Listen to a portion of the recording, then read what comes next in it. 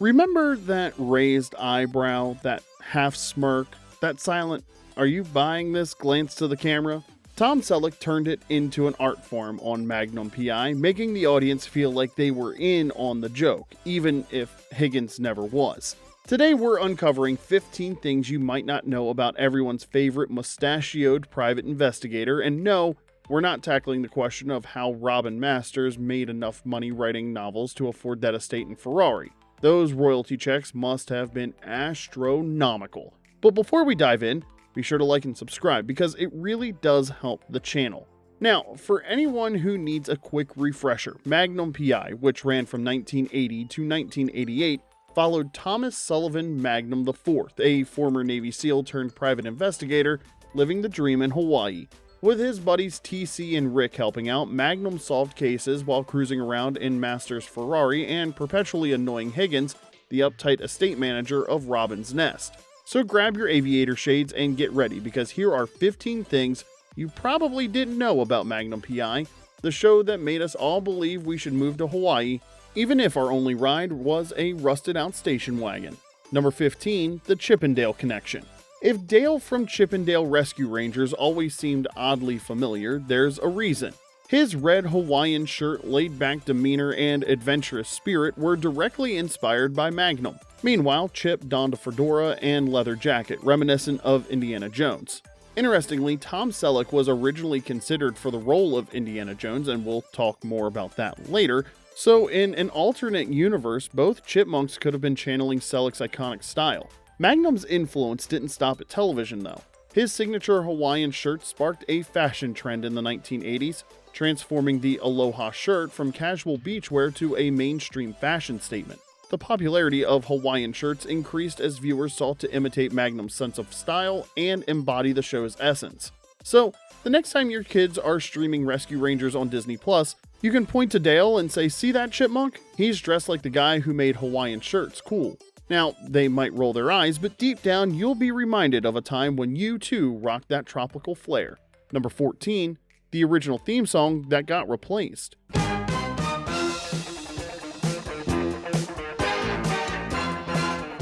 That iconic Magnum P.I. theme song that's probably playing in your head right now? Yeah, that wasn't the original music for the show. The pilot actually featured a jazzier, more laid-back tune composed by Ian Fairbairn Smith, the kind of background music you'd expect to hear while sipping a martini in a smoky piano bar, not while chasing bad guys down on the beaches of Oahu.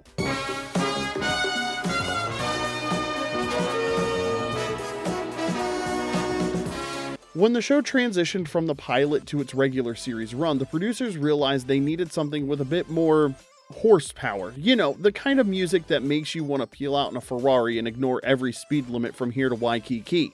So they brought in the legendary duo Mike Post and Peter Carpenter to craft a new theme, and the result was a high-energy, instantly recognizable anthem that still pops up in memes, commercials, and sporting events decades later. It's like when your favorite band finally ditches the acoustic guitars, cranks up the amps, and suddenly goes from playing coffee shops to selling out stadiums. The original theme had its charm, but the replacement became so iconic it's basically the soundtrack of the 80s in TV form. Number 13, John Hillerman was a Texan, not British. Higgins, with his precise British accent, military bearing, and unshakable sense of propriety, was the perfect foil to Magnum's laid-back Hawaiian shirt-wearing vibe. But here's the twist. John Hillerman, the actor behind Jonathan Quayle Higgins III, and yes, that's his actual government, wasn't British at all. He was a Texas native. Hillerman developed his flawless upper-crust British accent through years of practice, which means the guy who sounded like he should be hosting afternoon tea at Buckingham Palace actually grew up in Denison, Texas. He nailed the accent so perfectly that even native Brits were fooled. A pretty high compliment when your actual hometown is more likely to host a hoedown than high tea.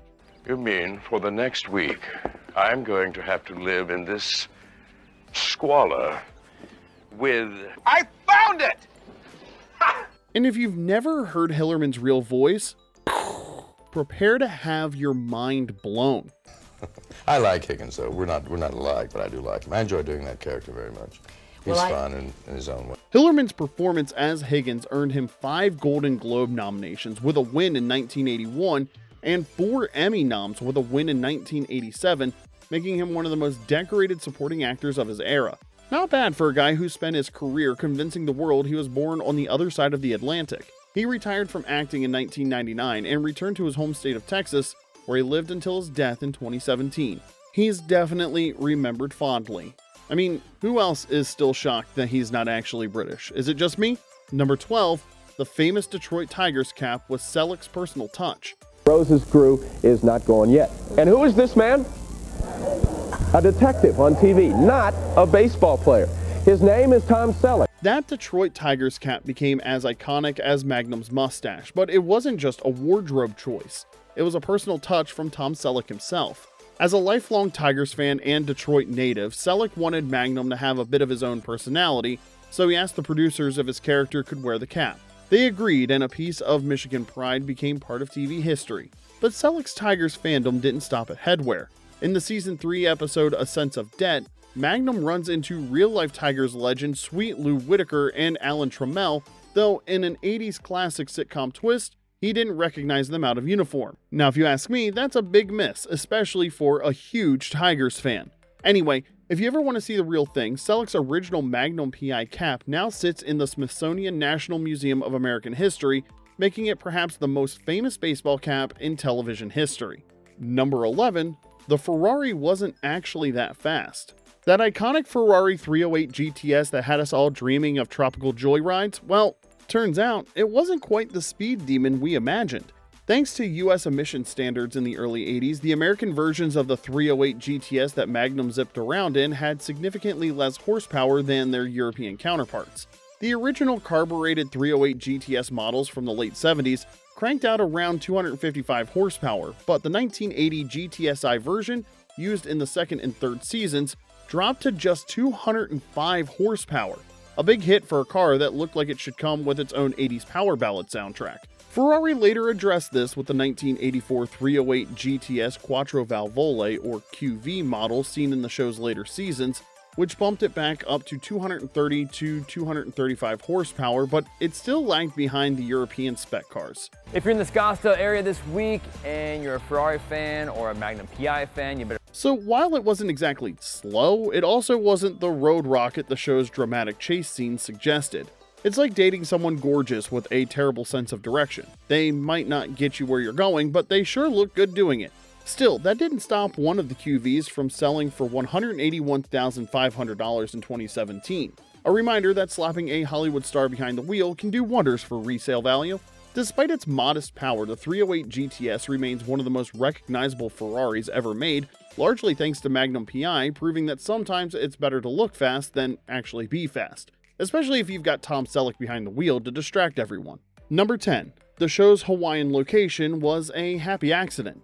Magnum P.I. being set in Hawaii wasn't some grand creative decision. It was basically network recycling. CBS had just canceled Hawaii 5-0 after 12 seasons, and they weren't about to let all those tax breaks, sound stages, and local crews go to waste. Now, you remember Hawaii 5-0, right? Book 'em, Dano. So when it came to develop Magnum P.I, CBS essentially said, hey, we've already got all this Hawaii stuff, might as well use it. Because why spend millions building new sets when you can just hand Tom Selleck a pair of aviators and call it a day? The irony was that this budget-friendly move ended up defining the show, with Hawaii becoming as much a character as Magnum himself. It's a decision that paid off big time, helping cement the island's place in TV history and paving the way for shows like Lost and the Hawaii 5-0 reboot decades later. So the next time you see a stunning Hawaiian sunset on TV, just remember it all started because CBS didn't want to give up a good tax break. Number 9, Magnum's famous fourth wall breaks became a signature. You know that move where Magnum raises stares or raises one eyebrow and breaks the fourth wall like he's letting you in on a private joke. Essentially, it's the TV equivalent of a friend giving you that "can you believe this" look from across the room at a party, and it became one of the show's most beloved trademarks. Breaking the fourth wall in a drama series was a risky move, especially in the early 80s, but it worked for Magnum P.I. because the whole show had a wink and a nod vibe. It was a series where you could go from dodging bullets to trading quips with a pair of Dobermans without missing a beat. It made the audience feel like they were right there in Hawaii, riding shotgun in the Ferrari, even if most of us were just sitting on the couch wearing tube socks and eating Pop-Tarts. Alright folks, Before we continue with even more weird Magnum facts, make sure you like and subscribe, and we promise not to send Zeus and Apollo after you if you forget to hit that notification bell. Now, back to our regularly scheduled programming, already in progress. Number 8, the running gags that kept us running back. Magnum P.I. wasn't just about solving crimes, it was about the little recurring bits that made fans feel like they were in on the joke. These running gags became as much a part of the show's DNA as the Ferrari itself. First up, the oddball tradition of ordering pickled eggs at the King Kamehameha Club, the kind of bar snack that says, I may be living on a tropical island, but my cholesterol levels still need a challenge. It's a small but wonderfully weird touch that added to the show's offbeat charm. Pickled egg, please. TC? No. Come on, can't you come up with another joke? I mean, 3 days in a row? Besides, you know I hate to fish those stinky things out. I hate them. Pickled egg, please. Then there were Higgins' endless war stories. These tales always began with "when I was in," followed by some exotic location where he supposedly served with the British military. At this point, Higgins had been everywhere from the beaches of Normandy to the sands of North Africa, making you wonder if he was the Forrest Gump of British officers. And also, let's not forget TC's constant complaints about Magnum never paying him back for helicopter rides. You still owe me for the last time, and the time before that, and the time before that. By the end of the series, Magnum's tab with TC probably looked like Norm's tab on Cheers. You're right, Norm's tab was probably still a bit higher, but anyway, there was also, of course, the infamous lads, Zeus and Apollo. Higgins' ever-watchful Dobermans who seemed to have a supernatural sense for whenever Magnum was sneaking around the estate. They were the canine equivalent of 24/7 security, but with more teeth and less patience. You looked at the dogs. These running gags gave the show its familiar lived-in feel, the kind of inside jokes that make you feel like part of the crew. So, the next time you're at a bar, casually drop a pickled egg, please, and see who catches the reference. Just don't expect anyone to pick up your tab. Number 7, Magnum rarely actually killed anyone. For an 80s action hero, Magnum kept a surprisingly clean record. Plenty of shootouts, car chases, and slow-motion fistfights, but like one confirmed kill total in the whole series. And let's face it, that guy deserved it. Ivan. Yes? Did you see the sunrise this morning? Yes. Why?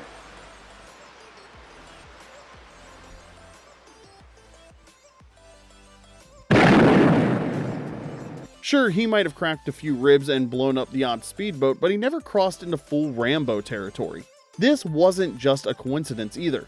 It was a deliberate choice by the show's creators to set Magnum apart from his more trigger-happy TV contemporaries. While shows like the A-Team somehow managed to spray thousands of rounds without hitting anything but scenery, Magnum's restraint was more about character than network censorship.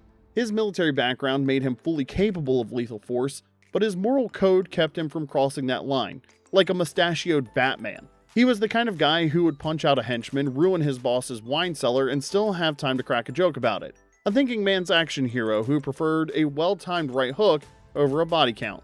It was a smart move that kept him tough without turning him into a stone-cold killer. The kind of guy who could solve a mystery, dodge a punch, and still make it to the beach for a cold one. Number 6. The Real Robin's Nest. For all the years we watched Magnum P.I., most of us probably assumed that Robin's Nest, the beachfront estate where Magnum lived rent-free, dodged Higgins' Dobermans, and sipped his morning coffee like a guy who never had to worry about a mortgage, was a fictional TV creation. But the real-life mansion known as the Anderson Estate was a very real piece of prime Hawaiian real estate sitting on Oahu's stunning Waimanalo Beach. With its distinctive red-tiled roof, private lagoon, and sweeping ocean views, the Anderson Estate became one of the most recognizable TV locations of the 80s, the kind of place you'd expect to see on a postcard, or at least the backdrop of a million Magnum smirks. Sadly, this piece of TV history was sold in 2015 and later demolished, because apparently even iconic TV homes can't dodge the wrecking ball forever. So if you ever find yourself on Oahu and someone asks if you know where Robin's Nest is, just give them a knowing nod and maybe throw in a, "Don't worry, I won't tell Higgins you were asking." Number 5. Tom Selleck's generosity to the crew. After 8 successful seasons, you'd think CBS would have been tossing bonuses around like Magnum tossing his car keys to the valet.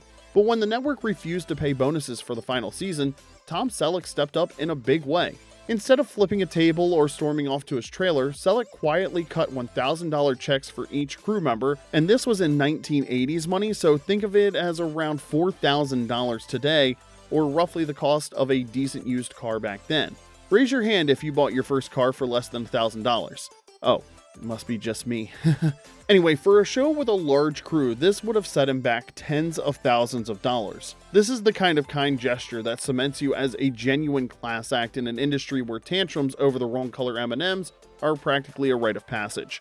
No wonder the guy still gets work whenever he wants. When you're known for handing out checks instead of flipping them, Hollywood tends to remember. Number 4, the show was ahead of its time on PTSD.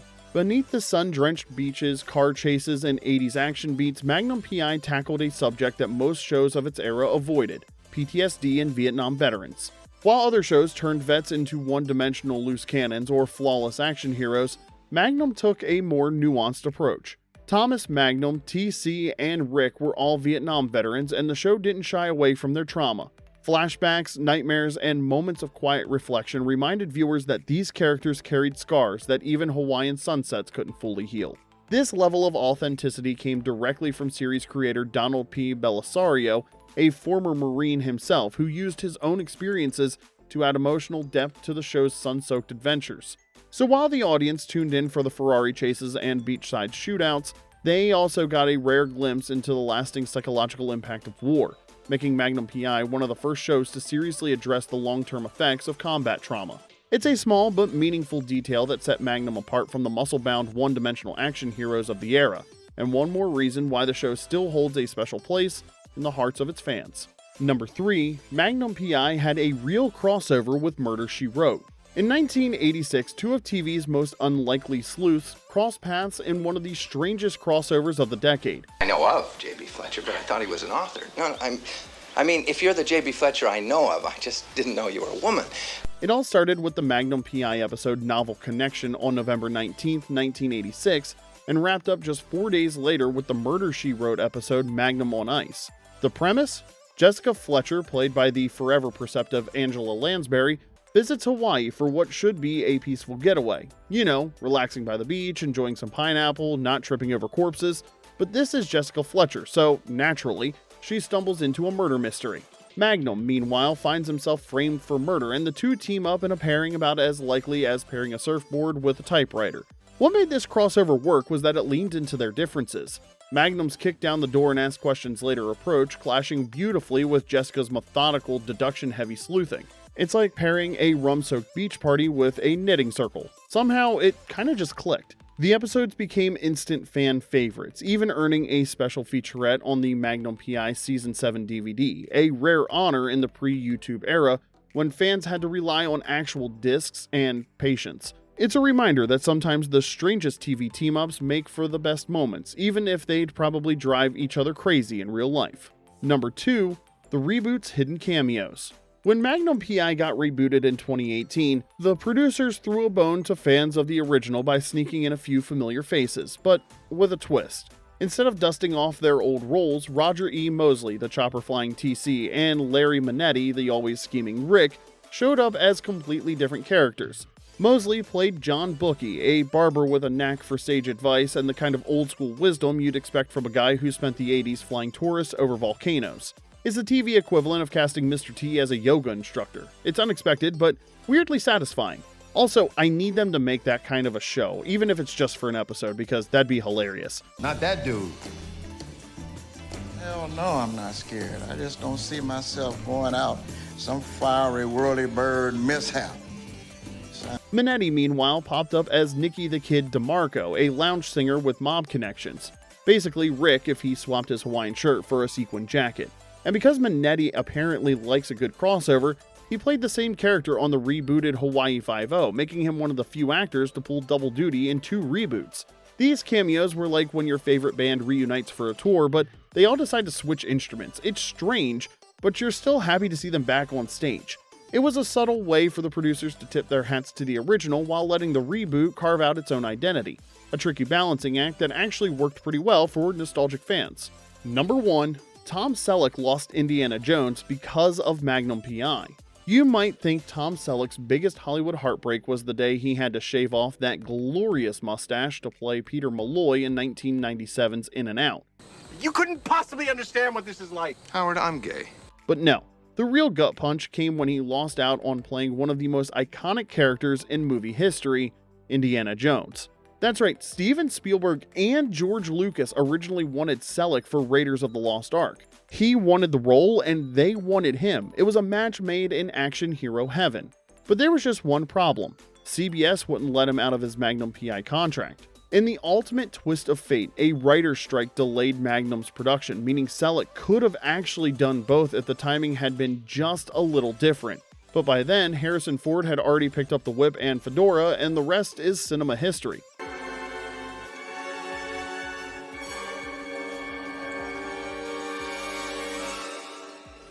So the next time you're having a bad day, just remember that Tom Selleck had to watch someone else become Indiana Jones while he was stuck in paradise driving a Ferrari. Okay, that still sounds pretty cool, but you get the point. And there you have it. That's 15 facts about Magnum P.I. that you can use to impress absolutely no one at your next social gathering or to win a game of really hard Trivial Pursuit. If you're still here, you must have enjoyed this nostalgic trip back to when TV detectives solved crimes without smartphones or DNA testing. So hit that like button harder than you used to hit the side of your TV when the vertical hold went out, and if you've got a favorite Magnum memory or a fact that we missed, drop it in the comments below. Just don't tell us the Ferrari wasn't actually that fast, because we're still in denial about that. Thanks for watching, and we'll see you next time.